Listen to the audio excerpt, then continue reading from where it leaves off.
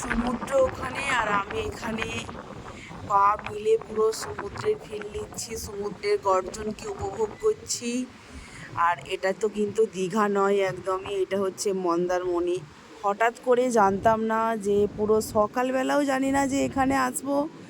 এখন সন্ধ্যাবেলা আমি মন্দারমণিতে বসে আছি, এখনও ঠিক একই ব্যাপার, মানে এখনও ভাবতেই পারছি না যে আমি এখানে চলে এসেছি।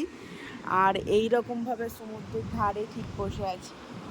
ওয়াও, জাস্ট ওয়াও লাগছে। এই যে সুন্দর একটা বিকেল উপভোগ করছি। আর হঠাৎ করে এইরকম কোনো ট্রিপ হলে সেটা বেশ ভালোই হয়, আগে থেকে জানা থাকে না, কিন্তু হঠাৎ করে কোনো কিছু হলে আমার মনে হয় যেটা অনেক দিন থেকে প্ল্যানিং হয় তার থেকেও বেশি এক্সাইটেড লাগে ব্যাপারটা, যে হঠাৎ করে হয়ে গেল তো ভালোই লাগে।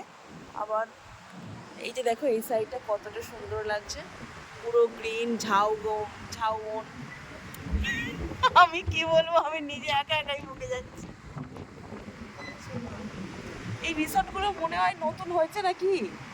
এই রিসর্টগুলো নতুনই হবে একদম, মানে খুব বেশি দিনের পুরনো নয়, হয়তো কিছু বছর রিসেন্ট হয়েছে। একদম পুরো সমুদ্রের ধারেই পরপর অনেকগুলো রিসর্ট আছে, আর সুন্দর সুন্দর এখানে বসার জায়গা আছে। এখানে কিছুটা এই যে একটা মাচা টাইপের করা আছে, আর এখানে বসার জায়গা, সুন্দর করে টেবিল চেয়ার দেওয়া আছে।